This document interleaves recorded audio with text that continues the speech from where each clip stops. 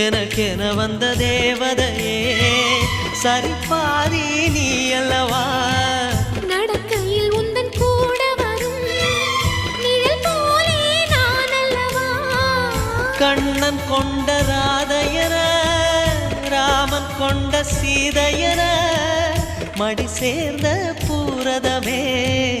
மனதில் வீசும் மாருதமே நன்றி சொல்ல உனக்கு வார்த்தை இல்லை எனக்கு நான் தான் மயங்குறேன் என்னுடைய மனச தந்துவிட்ட பிறகும் ஏம்மா கலங்குற